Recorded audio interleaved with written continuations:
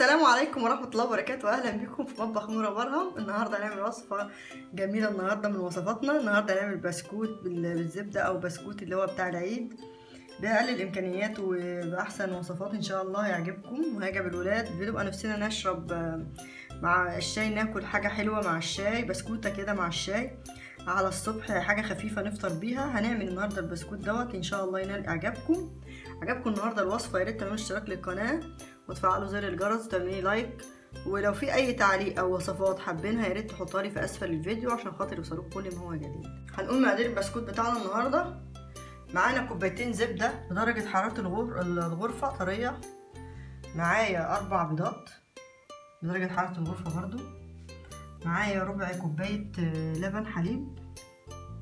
معايا 4 كوبايات دقيق من نفس الكوباية المعيارية دي، نفسها هي نفس المج ده، 4 كوبايات. معايا فانيليا سايلة. معايا قصنص برتقال، اللي حابب يحطه مفيش مشكلة، اللي مش حابب يحط قصنص برتقال يعمله فانيليا بس ممكن. معايا لون اصفر غذائي جل عشان خاطر يديني لون البسكوتة زي اللي بشوفها بتاع بره. معايا كوباية ونص سكر بودر. معايا معلقتين نشا، النشا ديت عشان تديني قرمشة للبسكوتة وتديني نعومة. معايا معلقتين صغيرين بيكنج باودر. هنبدأ بسم الله المكونات بتاعتنا. هنخلط الزبدة مع السكر البودرة وننعمهم. هنبدأ نضرب الزبدة بتاعتنا وننعمها شوية.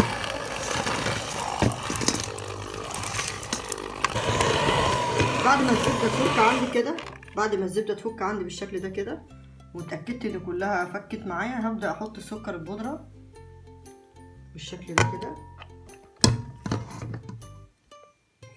هنزل السكر البودرة كله وهضربه لحد ما ينعم معايا ويديني قوام كريمي وهش. بعد كده هنزل بالبيض.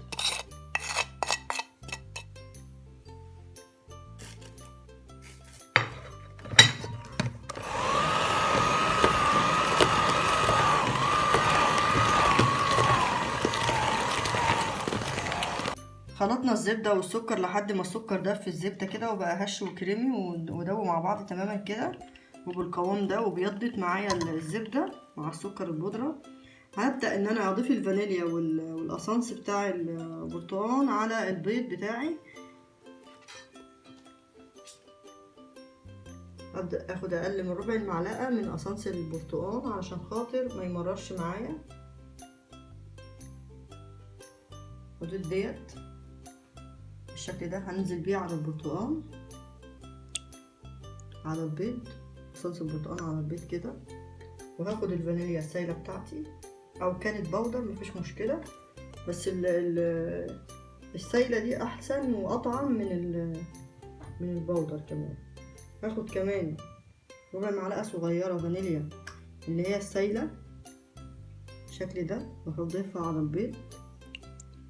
وهبدأ ان انا انزل البيض بيضة بيضة على الخليط اللي انا عاملاه عشان ما يفصلش مني.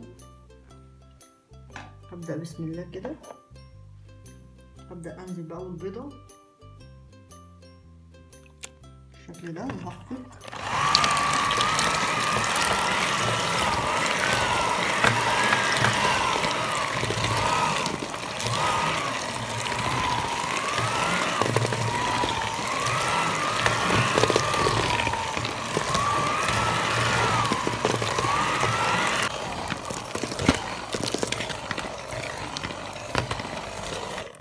اول ما الزبده اتشربت عند البيضه اللي انا حطيتها هحط التانية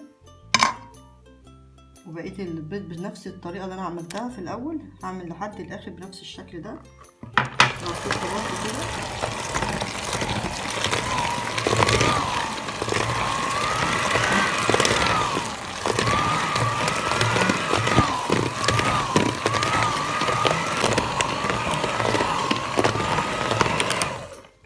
البيض عندي اتخفق بالشكل اللي انتوا شايفينه دوت مع الزبده والسكر لحد ما اختفى تماما. وبالشكل اللي انتوا شايفينه ده هبدا ان انا اضيف من اللون الغذائي الاصفر ده على ربع كوبايه اللبن. هبدا اضيف منه نقطتين بالشكل ده، وهبدا ان انا انزله على الخليط اللي انا عملته. اقلبه كده ننزله على الخليط اللي انا عملته مرة واحدة كده بالشكل ده، واقلبه مع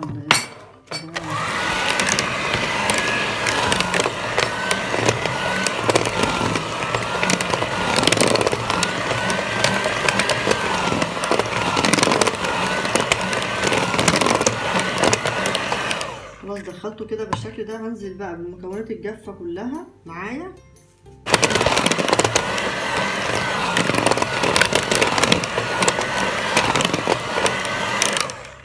خلاص خلصت كده. هبدأ ان انا اضيف الدقيق عندي، وعندي النشا، وعندي البيكنج باودر ومعلقتين النشا، وعندي الدقيق ال4 كوبايات دقيق.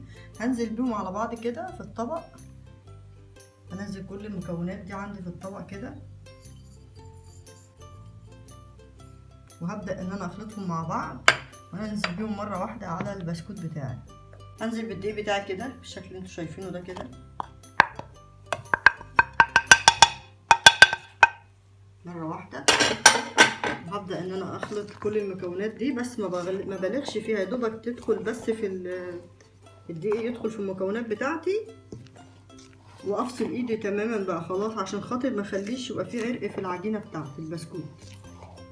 بالشكل ده كده هدخل كل الدقيق ده. ممكن تشتغلي على فكرة البسكوت ده بايديكي من غير مضرب، تضربي الزبدة عادي زي ما ضربناها بالمضرب كده بايديكي، بعد كده السكر، بعد كده تنزلي البيض كده واحدة واحدة معاكي، وهيطلع معاكي كمان احلى من المضرب.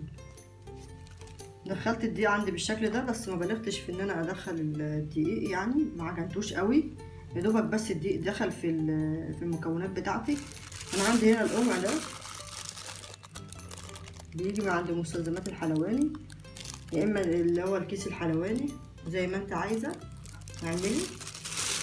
هبدا ان انا اخد من العجينه، ابدا اخد بالعجينه كده واحط في القمع بتاعي بالشكل ده، اعبيه.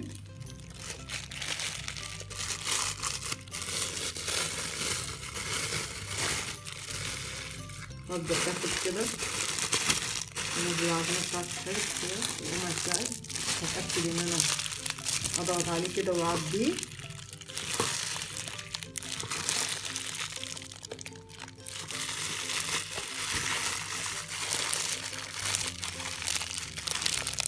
بالشكل ده كده ابدا انزل بقى على الصينيه بتاعتي اشتغل بيها كده بالشكل ده، ارفع ايدي لفوق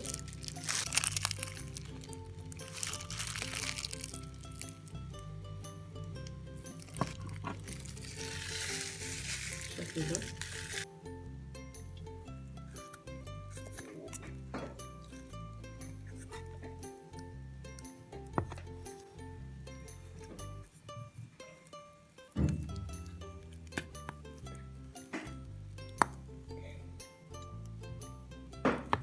بعد ما قطعنا البسكوت بالشكل اللي انتوا شايفينه دوت، هنبدأ ان احنا ندخله الفرن على نار في اوسط درجة حرارة 160. هنسيبه لحد ما يحمر وياخد لونه الذهبي بتاعه، وبعد كده هنطلعه من الفرن. البسكوت طلع عندي من الفرن وقدمته بالشكل ده زي ما انتوا شايفين، دخلته على درجة حرارة 160. ولو حابة ان انت تحمري وشه بالشكل اللي انت شايفاه دوت، يا ريت تشغلي الشعلة اللي فوق بالشواية بس على نار هادية جدا، عشان ما يتلسعش منك وياخد لون ذهبي حلو بالشكل اللي انت شايفاه ده. تعالوا نشوف كده بسكوتة من البسكوت اللي احنا عملناه دوت من ورا ازاي، عاملة شكلها ازاي، متساوية اهي من ورا، وفي نفس الوقت هشة جدا وبتقرمش جدا بالشكل ده. شوفوا من جوه شكلها عامل ازاي، شكلها هش جدا من جوه، واللون بتاعها كمان اصفر حلو زي ما احنا عايزين. النعومية بتاعت البسكوتة كمان ناعمة جدا معايا ومقرمشة جدا.